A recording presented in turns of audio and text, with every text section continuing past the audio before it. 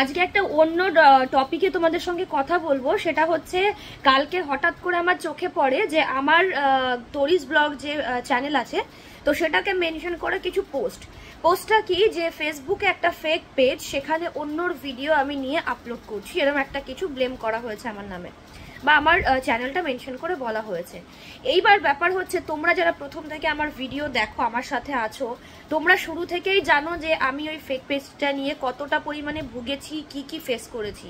তারপরে একটা সময় পরে গিয়ে আমি নিজের একটা পেজ ক্রিয়েট করি, যেটার নাম হচ্ছে, আমার একটাই পেজ ফেসবুকে, তরি ক্রিয়েশন, ওটা হচ্ছে আমার পেজ।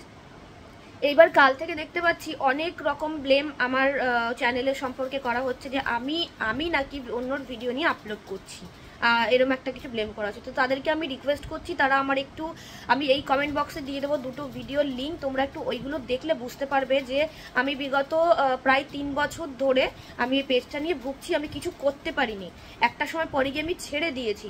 মাঝে এমনও ডিসিশন নিয়েছিলাম যে আমি আর কাজ করবই না, কারণ আমি নিজে কষ্ট করে যাচ্ছি, অন্যরা ফল ভোগ করছে। তো এই বিষয়টা নিয়ে এতটাই ডিপ্রেসড ছিলাম আমি, যে আমি ভেবেছিলাম পুরো কাজটা ছেড়ে দেবো।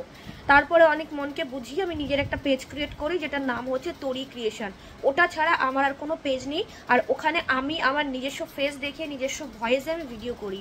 বাকি যে তরিস ব্লগ বলে যে পেজটা আছে ফেসবুকে, ওটা আমার পেজ নয়, ওটা ফেক পেজ। বিগত প্রায় 3 বছর ধরে করা হচ্ছে। ওর কি ডিটেলস, আমি কি ফেস করেছি, কি বৃত্তান্ত, আমি দুটো ভিডিওর লিঙ্ক এই ভিডিওর কমেন্ট বক্সে দিয়ে দেবো। তোমরা প্লিজ একটু চেক করো, একটু যাচাই করে নিও, তারপরে একটা ব্লেম করো।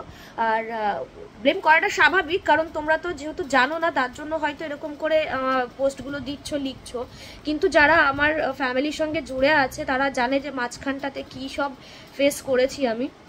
তো যাই হোক, একটাই রিকোয়েস্ট করব, তোমরা আগে গোটা বিষয়টাকে একটু জানো, বোঝো, তারপরে তোমরা ব্লেম করো।